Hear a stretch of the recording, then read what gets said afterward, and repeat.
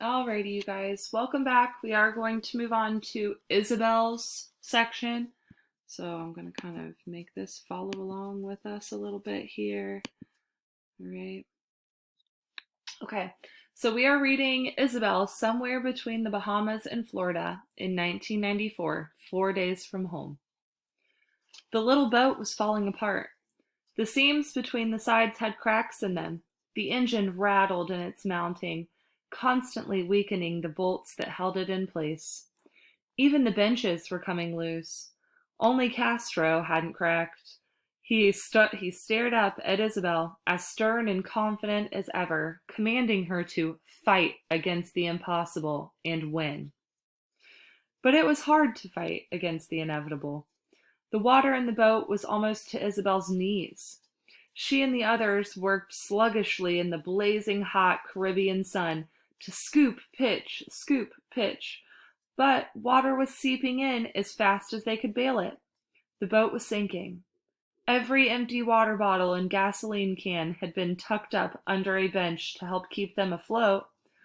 But if they didn't reach Florida soon, they were all going to drown. Fight against the impossible and win, Isabel told herself.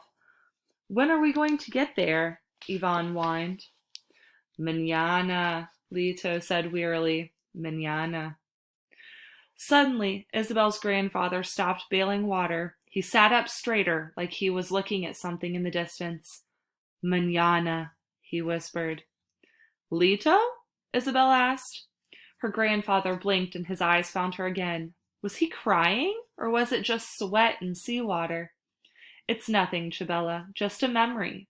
Something I haven't thought about in a long time.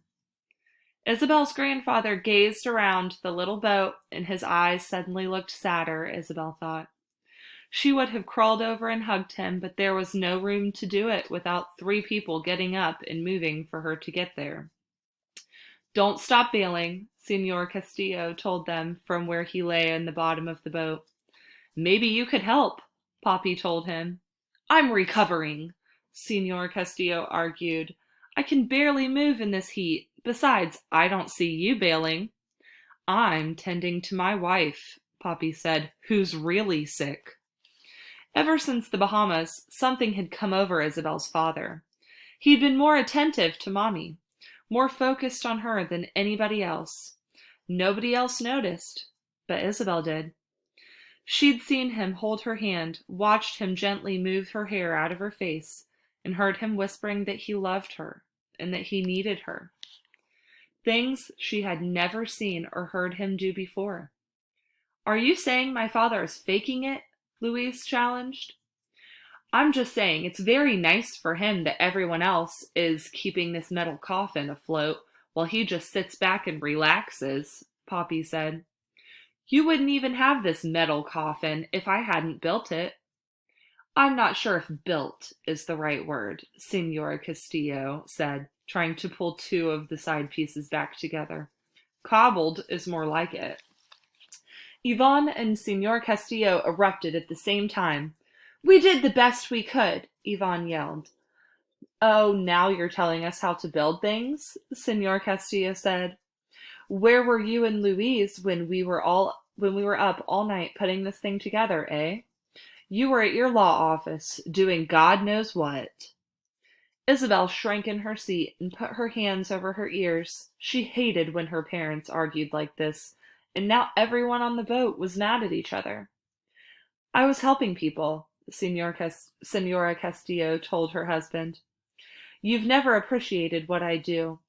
And what was I supposed to do? Louise threw in. Tell my police commander I had to stay home and build a boat so I could escape? All of you, stop it! Amara yelled from the back of the boat. Right now, you're acting like children. Everyone fell quiet and looked appropriately chastised. I think it's time for a water break, Amara told them. Isabel, will you hand out the bottles? It was a little earlier than their rationed water break, but none of them complained. The clear, delicious water was the best thing Isabel had ever tasted, and it settled them all down like mother's milk for a baby. We're all hot and we're all tired, and yes, we're sinking, Amara said. But if we lose our heads, we're only going to die faster. We can resolve this. She's right, Isabel's father said. I'm sorry.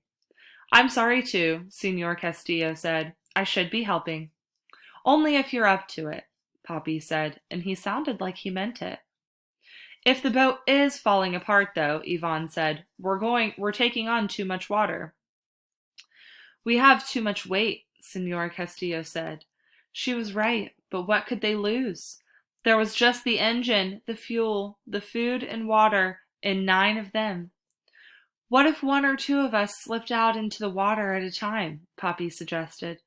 They could hang on to the boat. Floating in the water alongside would help take away some of the weight. But it would put a drag on the boat and slow us down, Louise said. But it might keep the boat afloat longer, Senor Castillo said. I think we should try it, Amara said. We'll take turns in the water. It'll keep us cooler, too. And right now, Isabel thought cooler heads just might be the most important thing of all. And that's the end of Isabel's chunk. And like I said, some of you guys may have heard this before already. We're going to have multiple clips on here, so if you already heard this, just keep moving on, okay? But for those of you who heard this for the first time today, let's think a little bit more about how Lito, or Isabel's grandfather, he had like a sudden vision, a memory of something that had happened a long time ago when he was saying mañana, mañana. Think about how that might connect to other characters in our book and who Lito might be as we move forward. Okay, so we're going to move forward onto Mahmoud's section. Thank you for watching this one. One more left for today and then you're done. Okay, so hang on, bear with me, and you guys click on the next clip when you're ready.